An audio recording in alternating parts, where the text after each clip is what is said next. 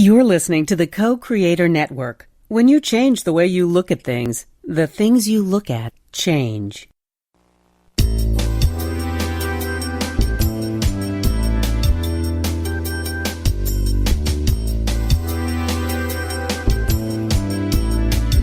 Good afternoon. Welcome to Why Shamanism Now, a practical path to authenticity, with your host, Christina Pratt, Director of the Last Mask Center for Shamanic Healing. She's talking about how shamanic skills can bring us to physical, emotional, mental, and spiritual well-being, especially when nothing else can. Now, here's your host, Christina Pratt. Welcome, everyone, to Why Shamanism Now. This is your host, Christina Pratt, and I'd like to begin our proceedings here today by calling out to the helping spirits to be with us. So I call out first to your ancestors, and to mine I call out to those who bring all that is good and true and beautiful in our ancestral lines to us, and in this way help us to connect to the great rich legacy of our ancestral helping spirits, those humans who were here before us, who met the challenges of their time, who brought their gifts forward, who struggled with many of the same things we struggle with now, and found ways to be in the world with integrity and impeccability, with great heart and innovation. And so we call out to these ancestors to be with us here today and to help us to do the same, to help us to show up for the issues of our own time, to discover in ourselves, in our own heart, the medicine that is needed for our world, and to have the courage to bring it, even where that causes discomfort or challenge in our own lives. Let us bring it for those who are coming. And so as these human ancestors gather round us, simply for the act of us calling, let us reach beyond the humans and recognize that we are not the only living things here, and reach out to all of the great web of life who were here long before there were ever humans and will be here long after. We call out to all of those ancestral energies that are not in human form. And we ask you to help us to remember our own true nature, to be less attached to our form and more aware of our true essence, and to let our essence flow through in our actions in each day. We ask these energies of many, many different forms in the great diversity of life all around us to help us to appreciate beauty wherever we find it, and to open ourselves to finding it in more places. And so as we call out to these helping spirits in their many forms, these ancestors going all the way back to the beginning of life on earth, we call these energies in, ask them to be with us here today, and then we shift our awareness to our own energy. And we take responsibility now to call ourselves in from wherever we might be, drawing our energy and awareness into our mind, and from our mind down into our heart, and from our heart down into our belly. And in this way, we call out to our own spirit. We take a moment to reach down to the energy of the earth, to touch that energy, and take a moment for gratitude, a moment to give thanks for all that the earth has offered you from the moment that you arrived. We give gratitude for the enormous generosity in this dreaming that allows us to change anything as long as we are still breathing. We give enormous gratitude to the earth for diversity and beauty, and for the intricacy and the interrelationships of the ecosystems around the world. And may we learn to be with each other with such grace, such intricacy, and such harmony, to find balance, to lose it, and find balance again. May we learn from those elders around us how to be here in form in a good way. And we give enormous gratitude to the earth for these teachers that stand all around us, everywhere in every day. We give that gratitude as we begin to send our energy down through all the layers of the earth, reaching down and offering our gratitude out, reaching down, offering our gratitude out until we reach the very center of the earth. And we take a moment to ground ourselves firmly there, to connect into those energies that draw their power and presence and grace from darkness, from relief, from the shelter that we find in the shade on a hot day. That energy that allows us to be restored and refreshed when we were hot and parched and draw in that first gulp of clean, clear water. This feeling that we have that comes to us from sleep, from stillness, from meditation, from silence. These human experiences all draw that energy out of this deep elemental energy in the center of the earth. And so we call this energy up, drawing it up into ourselves, into our day, calling up refreshment and rejuvenation, replenishing energy, nourishing energy. We call these energies in and help them restore our sense of who we are and why we're here, where we stand.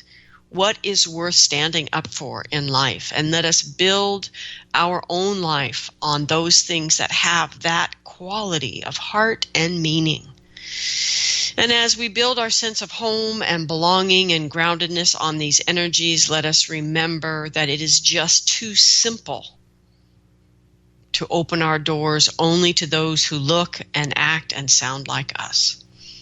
And let us do something in each day to open ourselves to those that are different than we are, and to listen, to learn to listen, and let that which is different from us provoke us to grow and to become the men and women we could truly be in this world.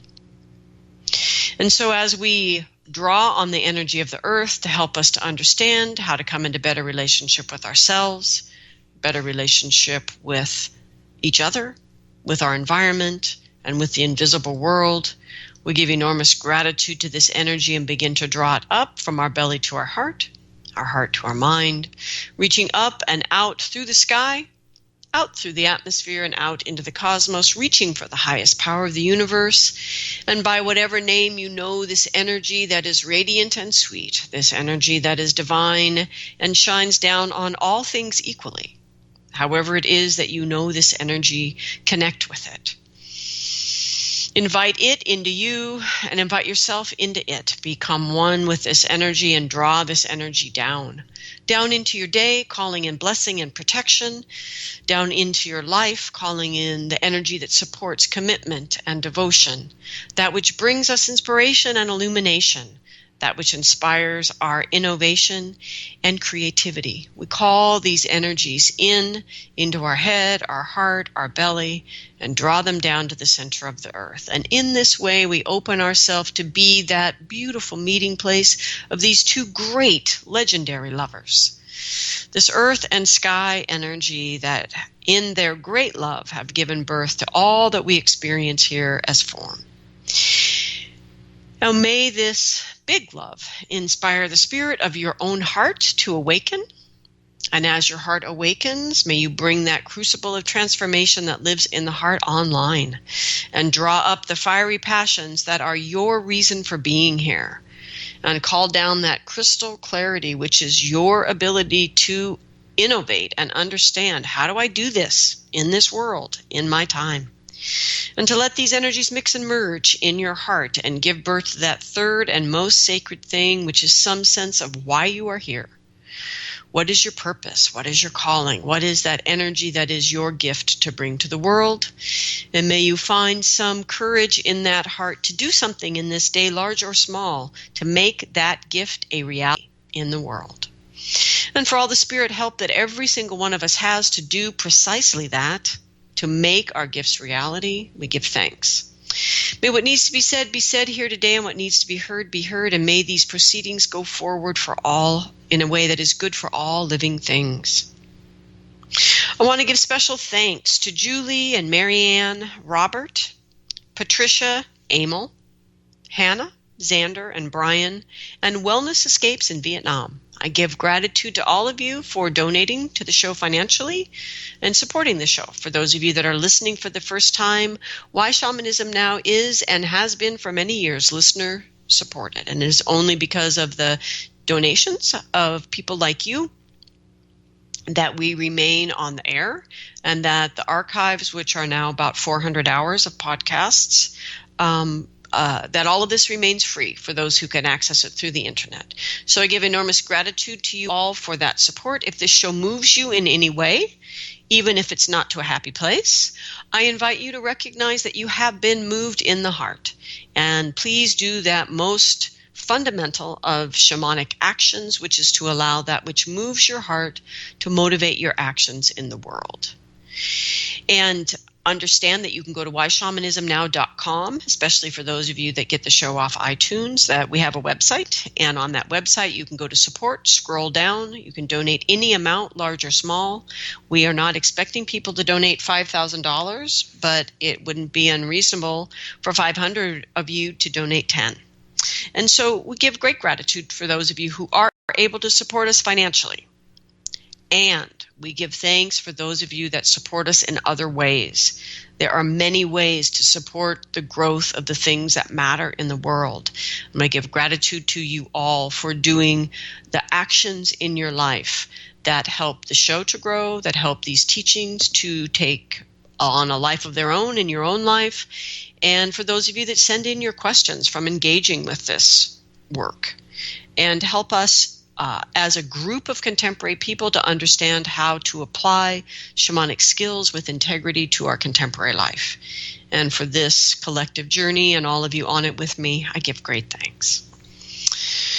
So today I would like to right a small wrong.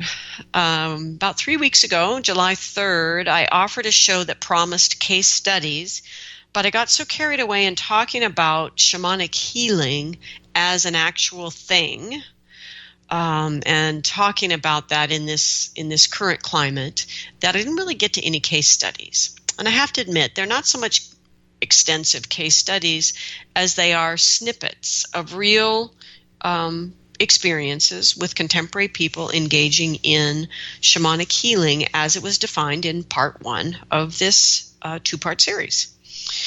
So, as I said, part 1 was July 3rd for those of you that need to go listen to it now.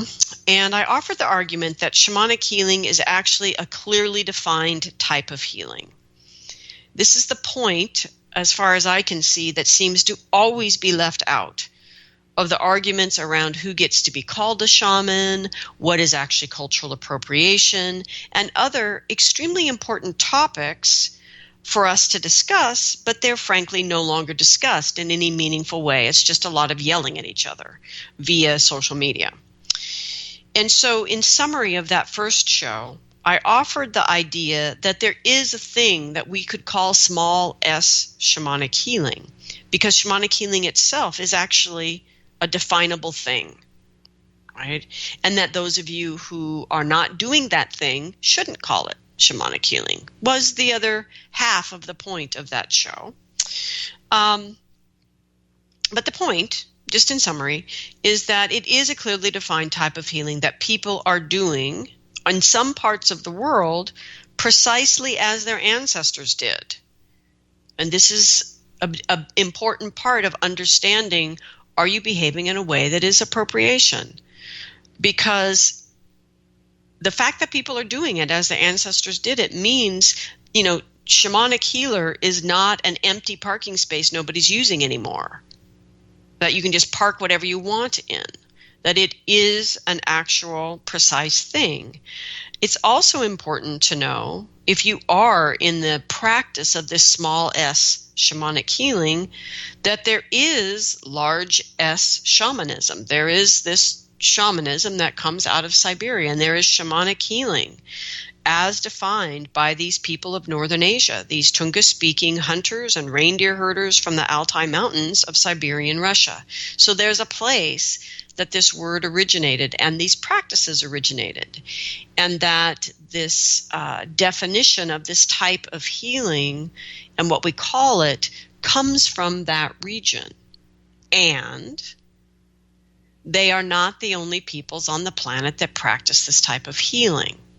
And so this is the complexity of any sort of useful conversation that we would have about what is shamanic healing and who's doing it. So anyone who is doing it it is also important to understand deeply the practices of people who went before you. In other words, it is really cool. It is an amazing experience to go experience indigenous practitioners in their own environment doing their work as their ancestors did. And what we should take from that blessing of being able to be with that is a deeper understanding of how someone practices. We should not take the practices. What that should give us is clarity about a whole bunch of questions we need to ask here in the Western world to reignite our own shamanic healing practice. And this is part of the larger conversation, I think. But that was show number 1. So I'm going to move on now to part 2. So what we need to understand if we're talking about shamanic healing is that we are talking about shamanic healing that begins with an altered state. And I don't mean just the kind of altered state that any good healer gets into when they allow an energy larger than they are to move through them in their practice. We're talking about specific altered states or alternate states, one we tend to call now journeying, which is the practitioner having the awareness of their journey self or their dreaming self, sort of leaving ordinary reality and moving into the energetic world or the invisible world where they meet their helping spirits, or entering a different kind of alternate state we would call embodiment, where we are inviting those same helping spirits to come into our body here in ordinary reality and move through us in actions we're taking here. And so the first piece of shamanic healing is that the practitioner is engaging one or the other or both of these states, because in any practical shamanic healing session, a practitioner could actually end up moving between them. Okay.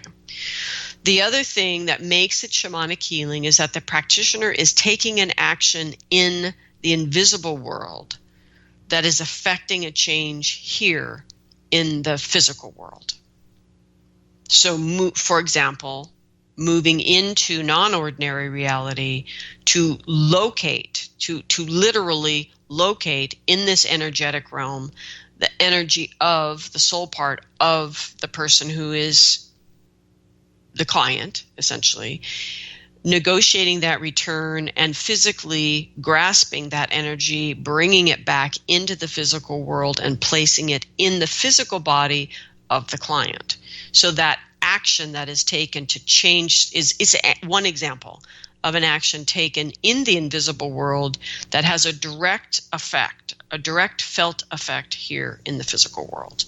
And the art, really, of shamanic healing, shamanic ritual, shamanic ceremony is the ability to take those actions in the invisible world in a way that accurately creates the thing we're looking for here in the physical world. And that thing that we're looking for here in the physical world is actually aligned with what is good for all living things versus just doing what the humans want, because we all know how well that's working, right? Okay. So the third part that makes it shamanic healing is that the practitioner is divining constantly or learning what to do from the spirit help. And I'm using spirit help in quotes here. It's just a catch-all word to address the many different kinds of helping spirits and other types of spirits that are not technically helping spirits that will show up and work with us in these shamanic trance states. And so all of this is very, I want to say tight and tidy. I mean, it's a range of healing modalities that can be accessed by doing these things, entering these alternate states, moving the energy in such a way that is being guided by the helping spirits. And these things are all part of what makes it shamanic healing. And so in particular, it is direct contact with spirit.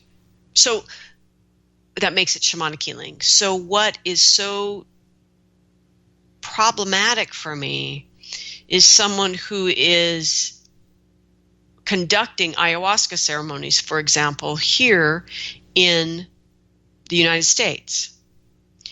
And they are not, and they're American. They have no lineage to the people that work with ayahuasca. And so they've perhaps learned something, right? But when I ask, so who are the helping spirits that you work with as someone who's conducting ceremony and bringing people into relationship with the ayahuasca spirit, which is a big spirit, right? Who are your helping spirits? Who do you work with? And they don't. It's not shamanism then. So then to be conducting what is a fundamentally shamanic ritual without actually having your own working relationship with your own helping spirits is highly problematic. So this is the level I wish our conversation would get to. Is really understanding what the mechanics of shamanism actually are. They're not just mystical and woo-woo and not understandable.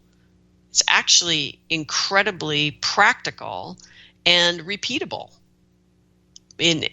So anyway, to not get distracted by show number 1 and continue with show number 2. Okay, so let's move on to the case study snippets. Okay, so from a shamanic perspective, so if we're accepting now for the duration of this show that there is a thing called small s shamanic healing. It is defined by those 3 qualities, and these are the things then that you can do in that range of shamanic healing, small s shamanic healing. Okay, so first off, you need to understand, just as to understand Chinese medicine, you need to understand a very different way of looking at the body and health and well-being from allopathic medicine in the West. It's a very different perspective. And you can really only understand what the treatments are in Chinese medicine if you look at it through that perspective. They don't really make sense outside of that context. So similarly, with shamanic healing, small s, shamanic healing, the practitioner is looking at the client from the perspective that the person, a human, is a small energy system that exists inside a much larger energy system that is very complex. And that energy system includes both ordinary reality, physical world, and non-ordinary reality, or the invisible world. And so that is true for the larger energy system and the small energy system of the human.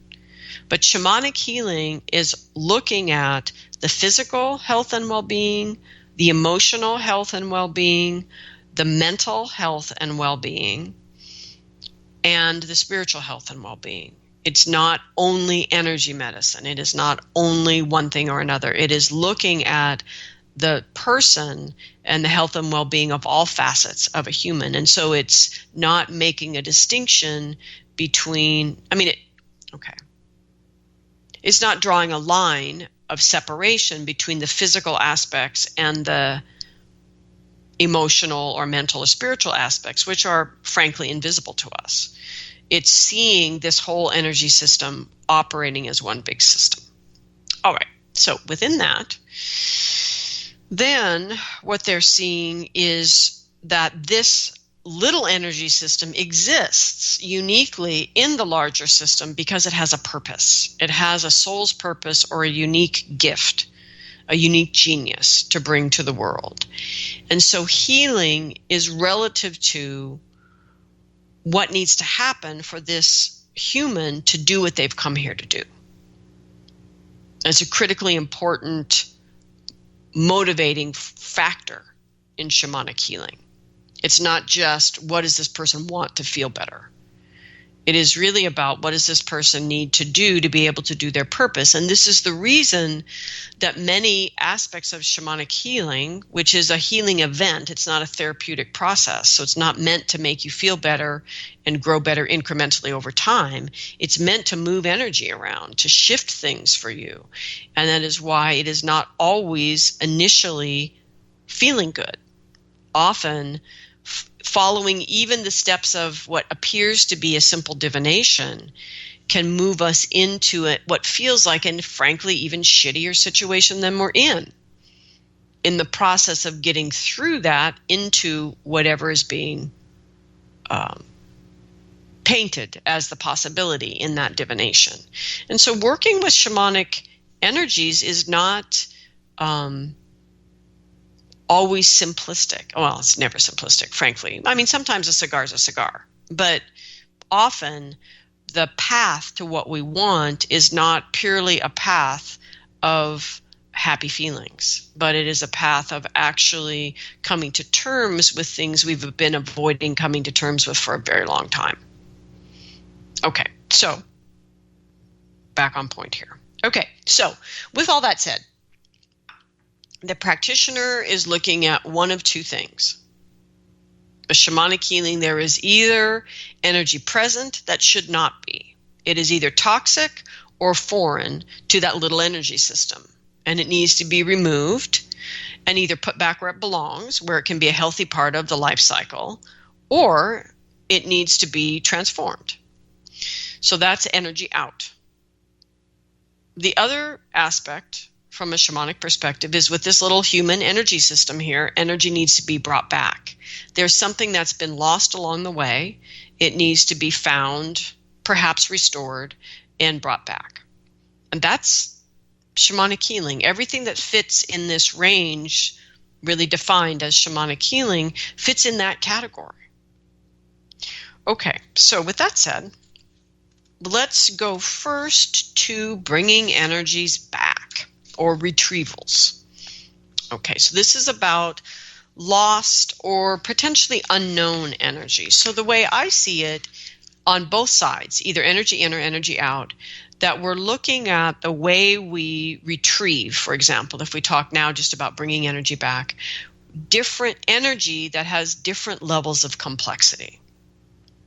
So the simplest retrieval is divination, is simply bringing information in for the person. So one of the most shocking divinations that I ever did, mostly because I didn't believe any of it was true. I just reported on what I was shown and what I was told and left the session shaking my head, just thinking doesn't make any sense at all, because the person presented with very extreme food allergies. Anything off the list would send them practically to the emergency room or into psychosis. And they were down to that, like 3 or 4 permissible foods on the list. I mean, it was really unworkable. It was unmanageable as a way of living. And so the presentation was very physical. The divination about what was actually going on was purely energetic, which I find very rare, because our problematic choices are a lot of our problem, and it's always somewhere in the mix of what you're trying to change. Is just the fact that you need to stop making certain choices you're making. I mean, me too. It's just the nature of it. So anyway, what this divination revealed is that the person's energy body, based on childhood patterns laid down, family patterns that have been laid down, and the way those unprocessed contemporary Western typical dysfunctional family patterns. And this was not special dysfunction. This was just typical garden variety American family dysfunction.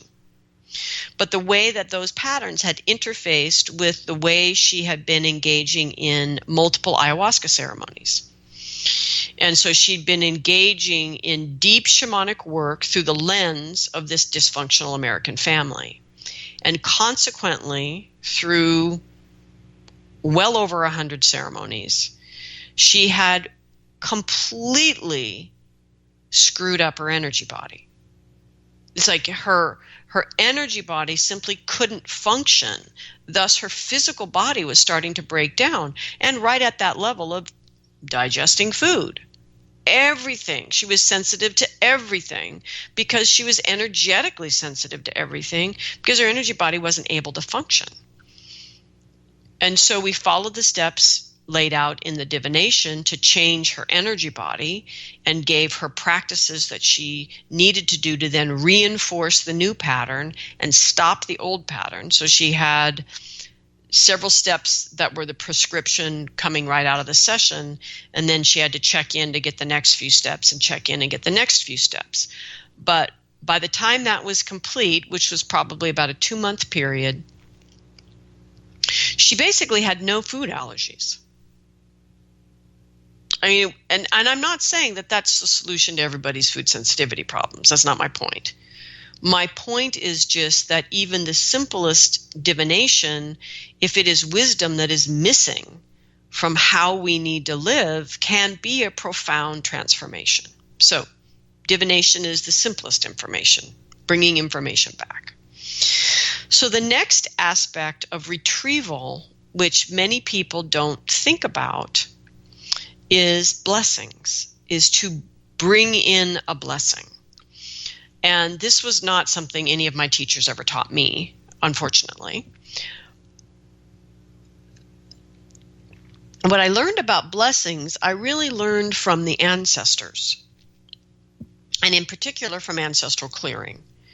So in the process of helping some ancestors complete what is unresolved about their life and to clear their energy out and to clear the pattern that they laid down in the family line, to do all that work, many ancestors are horrified to find out what they've left as their legacy for their descendants, because there's actually something they very deeply believed in their life.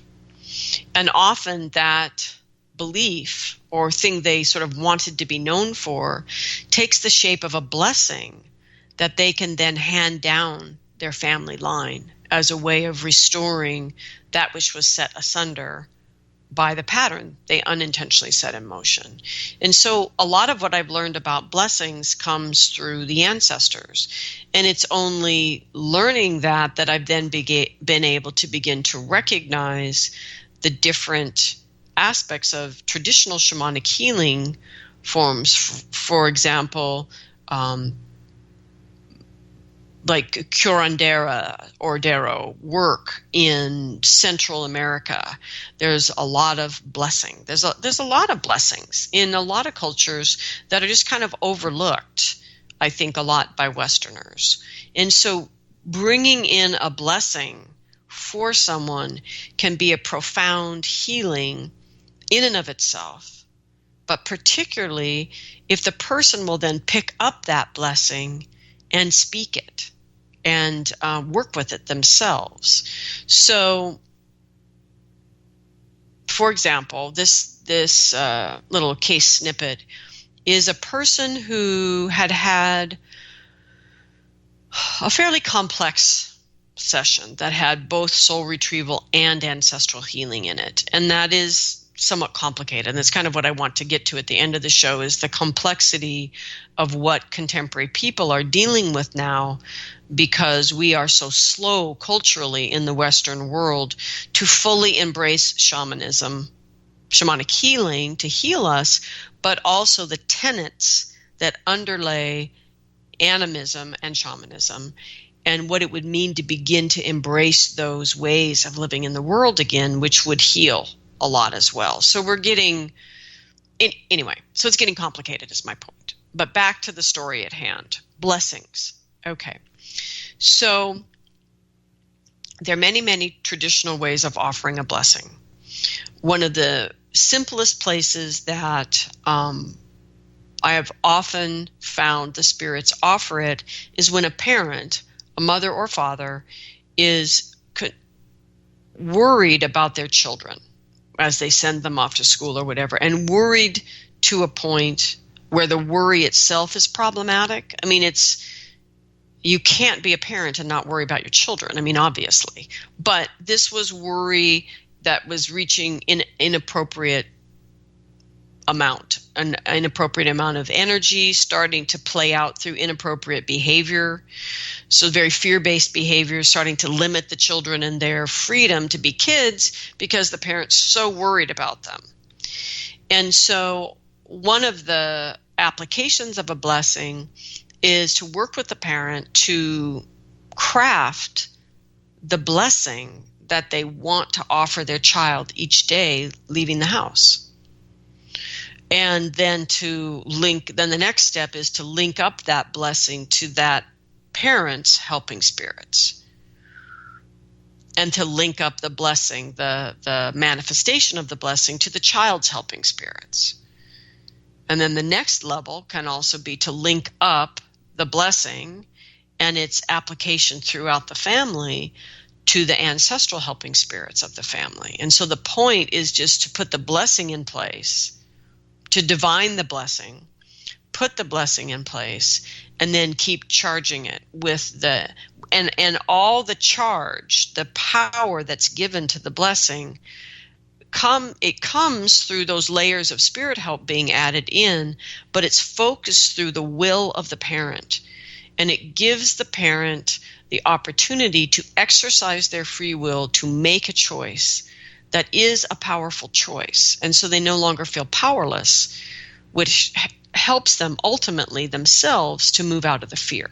So that's a really simple but profound solution to a very common problem, especially in today's world. Okay. The version I was going to talk about was blessings coming down through the ancestral line.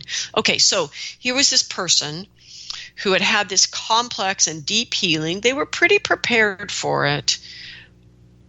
And so they found it surprising that while they were able to integrate the soul parts partially, the integration was getting stuck on being able to clear their own version of the ancestral patterns that had been cleared. But their clearing of the ancestral patterns had gotten stopped because a couple of their own beliefs were getting in the way of being able to make the changes that were required of them to clear the ancestral patterns so that they could then freely and fully integrate the soul part energy back in. So they were stuck. And they didn't understand why they were stuck. And that's part of the problem with ancestral healing is it is forcing us to look into our own blindness. And so it can be problematic to see how we're stuck, which is why it's important to speak to your practitioner and get help with that clearing of the ancestral patterns, or colleagues that you can, share as peers with. Anyway, as I was listening to this person talking about, first they were talking generally about being stuck and having problems, and I say, okay, I get it, but specifically, what is happening? What are you trying to change, and what beliefs are arising to stop it? Because this is the other problem we do as contemporary people. When we need to be specific, we go into these general patterns so that we can avoid the specificity and the pain involved in it. Okay. And the complexity sometimes involved in it. And then at other times, we refuse to see the pattern and just want to get constantly distracted by multiple versions of the same pattern. And so this was one of those places where the person was seeing it in these broad patterns instead of drilling down to the specific, I am taking this action to express myself fully, let's say, and every time I do, I realize this deep belief is rising up that if I express myself fully, I will die. And I know that's a kid pattern, and I keep trying to do the clearing. I'm talking to my therapist, whatever it is, but this sense of being stuck in this perpetual frustration machine. But as I listened to the details this person was saying at that level, what I heard were two parts of the blessing they'd been given by the ancestors. The blessing had two parts to it, and these two parts of the blessings would directly defy the two beliefs that were coming up as the person tried to clear their ancestral patterns. But the person had forgotten about the blessing. And so I said, well, hang on a minute. And I just read the blessing again that had come through the session that I had in my notes. And the person said, well, what's that? And I said, well, that's the blessing you got from, ancestor number 2 or whatever. And it just stopped them in their tracks. And they said, I completely forgot about that. And I was like, how can you forget about that? We were both sobbing when we heard the blessing. And she goes, I know. And so we talked then, the whole rest of the time, we just talked about how could she use the blessing? What real concrete ways could she bring the blessing into her life? And so, I don't know, we came up with a lot of options. We came up with options at home, options at work, and options when she actually felt the beliefs stopping her again. And because she felt really stuck and she felt like she needed all of that. And what happened is that she found that actually all she needed was to set the day with the blessing. And all she needed was to remember that the blessing had been shared and that it was being shared by her ancestors. It was being put on her by her ancestors, this beautiful blessing, that all she needed to do was remember that when the two different beliefs came up. And she said, and that it didn't need all of these different ways of engaging the blessing. It just needed that one morning, that connection, and then the belief in it, the belief in the blessing. And so then this finally culminated in this issue that arose, and it actually was both beliefs were involved in why she couldn't clear it. I think it was because, if I remember correctly, it was because the pattern was being expressed at work, where she didn't feel completely empowered to change everything she felt she needed to. So anyway, so these two beliefs lock in head to head. She feels completely stuck. And that's the moment that she just takes a break, goes out to the park, sits down, and speaks the blessing, which by this point in time she's memorized, speaks it and speaks it and speaks it, and watches this knot of these two beliefs tied into each other just dissolving. It was either unraveling or melting away. I don't know, but she had a very clear visual. And she just kept speaking the blessing. And in a way, it's like becoming a fire hose. And the water to put out the fire is the ancestral energy. But the blessing gives you that ability to direct that energy at the problem. And so she dissolved the beliefs. She found she was able to really finish up all the clearing of the ancestors, and then the integration of the soul parts was very quick after that. The rest of the integration was very quick after that because there was nothing in the way. And of course, those two beliefs that were coming up in the clearing of the ancestral patterns figured in the issues with the two soul parts as well. So my point, again, is the power of blessings and receiving a blessing that has been divined for you and then using it as a way of being a conduit for energies to come into your life and do that specific thing. A mantra functions very similarly, by the way. I mean, in this case, they probably would be interchangeable. Anyway, okay, so that's blessings. So it either allows you to focus energy into your life, or the repetition of the blessing allows you to reprogram your own brain or your own heart, the kinds of patterns that we get into in the kind of psycho-emotional patterning of our life. Okay. So there is another retrieval that generally these days gets written about as power retrieval. It's kind of the name that it's taken on thanks to the Foundation for Shamanic Studies largely. And what that really means is reconnection with your helping spirits. So power retrieval is about having somebody go into the journey, connect with your helping spirit, find out why it is you're not able to connect with them, which for the most part, for most contemporary Americans at least, is because you just don't bother. There's really nothing in the way other than your own ignorance about how to do it. and not taking the time to do it. Anyway, so the point, though, is to connect with the helping spirit, to find out why you're not relating well with it, and bring it back and retrieve it. Retrieve that energy and reconnect it to your own energy system. So that and then the assumption is if you want to actually work with that helping spirit, you need to begin to cultivate that relationship. For people that are very challenged, dealing with PTSD or big physical problems, a power retrieval can have the feeling of a sudden influx of energy that is a source of health, a source of love, a source of protection and safety, that kind of feeling. For people that are basically experiencing well-being, they may not necessarily notice a big change with the helping spirit coming back.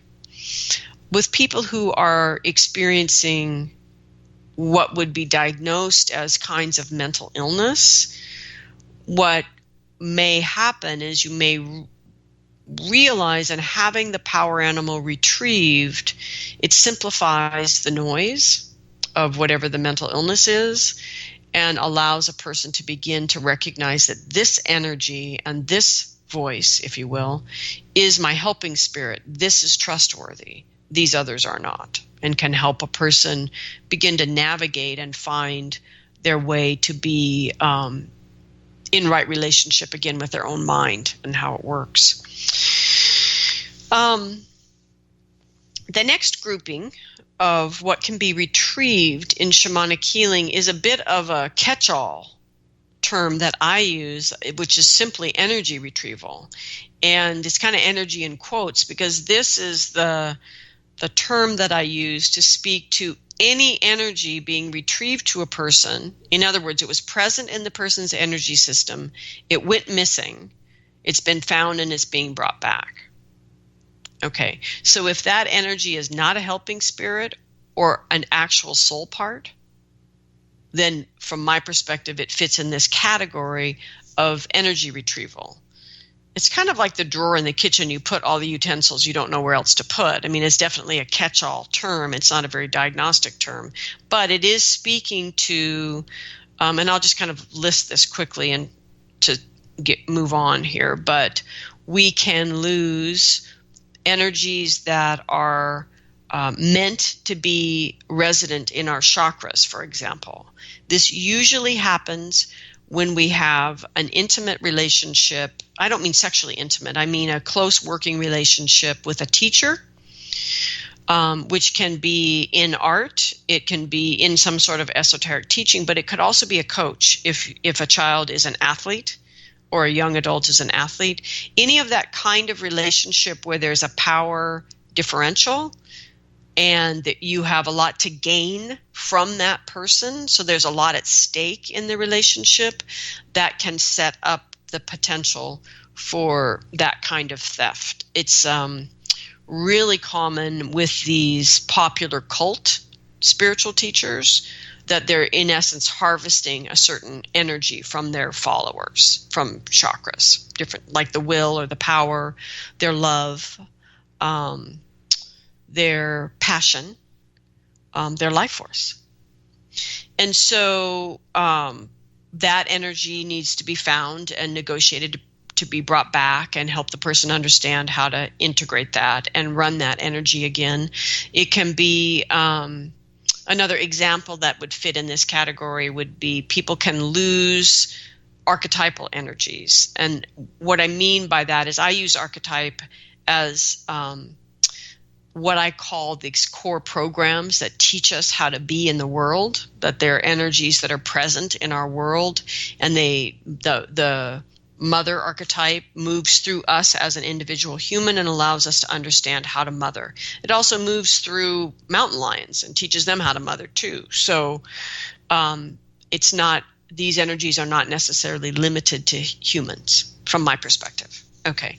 And so so the example I've shared actually many times on this show is the woman who lost the lover archetype because the fighting and love shared between her parents was so confusing and tumultuous and traumatic for her as a child that her own lover just said, I can't deal with this. And so the manifestation in her life was that she could get into relationships and she could get out of relationships in a very good way, but she couldn't stay in them. She didn't, not because she didn't want to or that she wasn't meeting good people to be in relationship with. She honestly didn't know how. It's like she got into the actual relationship and she just didn't know how to do it. It's like there was this fundamental program for how do you love? How do you be in love? And she just didn't have it. And it really surprised me because at that stage in my practice, I really expected it to be a soul part. And she did have other soul parts that were lost, but in particular, she lost this archetypal energy. So another energy on this list could be a shadow self, an aspect of your own energy that's been lost to the shadow. Technically, a dissociated self would fit here too, but they tend to slip over into the soul loss category for most people. Okay, so the final category of complexity of energies being brought back would be soul. Fragments of your own soul that have gone missing. Now, there's many, many shows on soul loss. I'm not going to go into a long process here around soul loss and soul retrieval. Suffice it to say, though, that I actually believe that soul loss and soul retrieval in their true sense have not changed that much from the past. What has changed from the past is the culture the individuals are within, how quickly the soul loss is recognized, and how easily, that's not the right word I want to use, how frequently traumatic things happen at the level that can create soul loss. So these days, traumatic things happen at a level that could create soul loss very frequently in the lives of contemporary Western people, much more so than in the past, in like a pre-contact shamanic culture.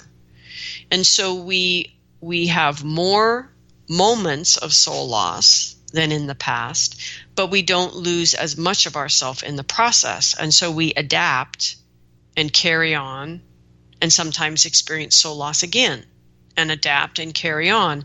And so because we have time to adapt, we can actually learn to live with quite a high degree of soul loss, which would have killed us in the past through a wasting disease. And so that, of course, explains a lot about contemporary life in the Western world, but to not get into that right now, this is why there's confusion about soul loss and soul retrieval, historically speaking, in the past, traditionally, and what many people are doing now. Now, another side of that contemporary conversation is there's a whole lot of people performing soul retrievals that shouldn't. They're not initiated shamans, they shouldn't be doing it, and they're not doing a good job. So yes, that is a piece of the picture.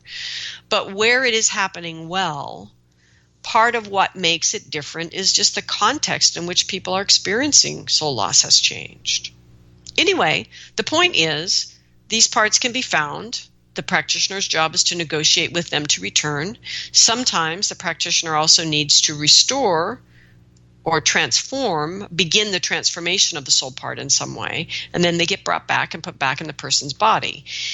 And the reason, in my experience, that I see the soul retrieval being different from anything else on the energy retrieval list is because what I observe with my clients, because I do my best to follow up with all of them, is that it affects us differently.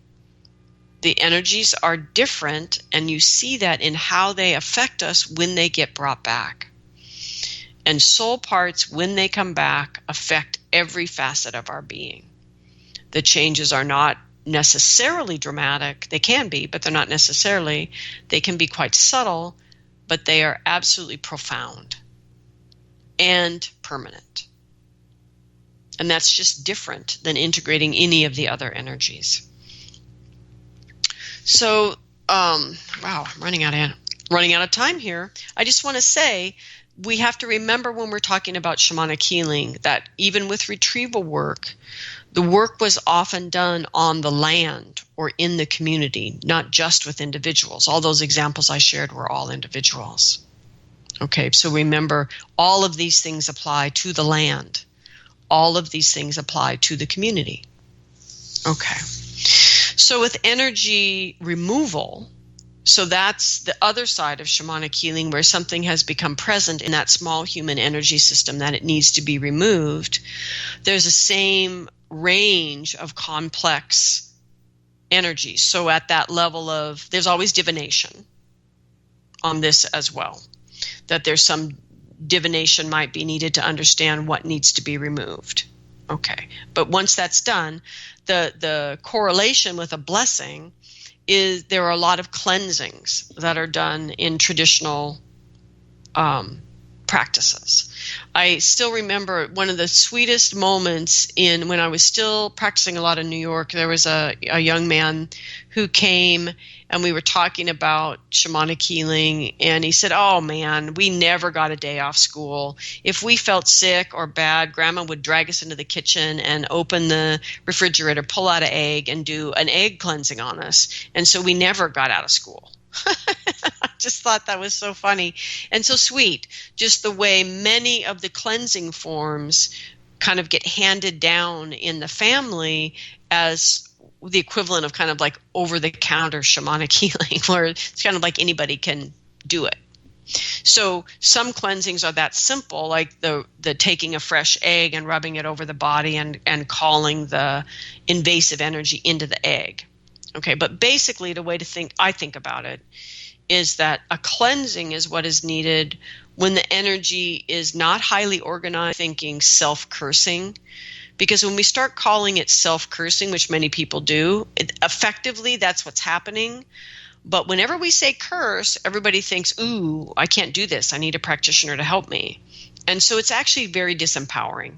That's what I'm noticing is people are not taking responsibility for their own toxic thinking because somebody labeled it a self-curse. Right? It's your thinking. You do have the power to change it. Okay, so there's cleansing, which is a pervasive energy through the system, which the toxicity or the foreign nature of that energy could be many different sources. The next place, kind of mid-range in terms of organization, would be something that needs to be extracted. So it's organized enough to be a thing that can energetically be grabbed and extracted and taken out. And many shamanic cultures are known for their sucking extractions, where they're actually sucking the energies out. Other cultures, other ways of doing it is with hands, to reach energetic hands in. So obviously this is an embodiment state where the helping spirit is embodied in the shaman and moving through the shaman, using the shaman's body to do the extraction. So extractions are also part of the part of healing something we can name, like an illness or a tumor or something like that. It's a thing that is foreign to the health and well-being of this person and their need to live their soul's purpose. Okay, and then the most highly organized energy that is problematic and needs to be removed would be something that would rise to the level of what we would call a depossession, where it's a highly organized energy that has a function of some kind. And that requires, it's all really the same action. It just requires greater and greater spirit help to actually accomplish it.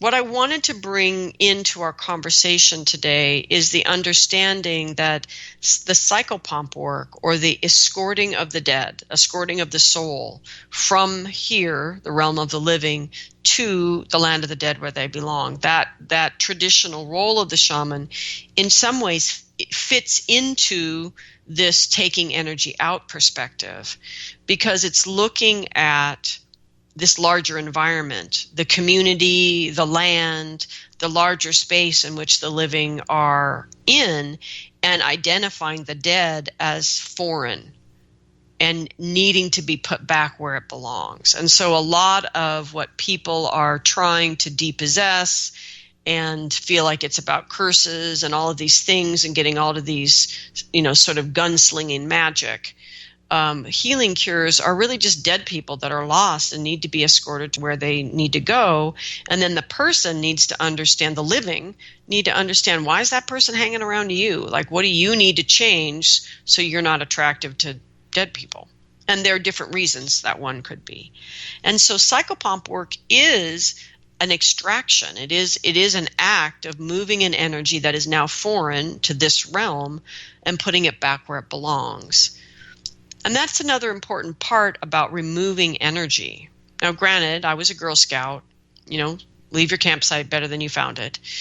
But basically, we shouldn't just be dragging these energies out and tossing them somewhere, that they need to be transformed if that's the correct thing to do. They need to be given somewhere where they are actually the food supply for that thing that needs to have it, or they need to be put back where they belong, because they actually belong somewhere where they are part of the system of life. And you have to be able to divine with certainty the differences among these energies if you're going to go about pulling stuff out. And then finally,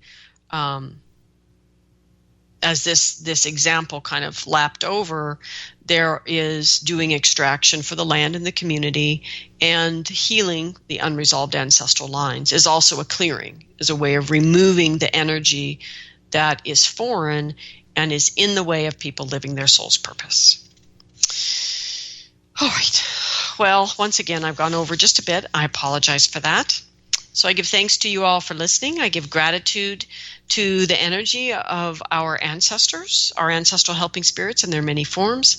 I give gratitude to the earth below and the sky above and the heart that unites us all. Thank you, everyone. Have a good week.